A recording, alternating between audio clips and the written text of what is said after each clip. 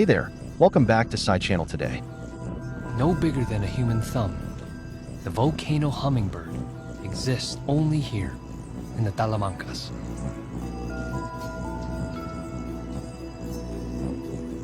She weighs barely as much as a penny and feeds in the shrubs on the tiny mountain flowers that suit her miniature bill.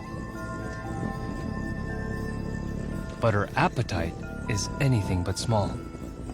She has to replenish 12,000 calories a day.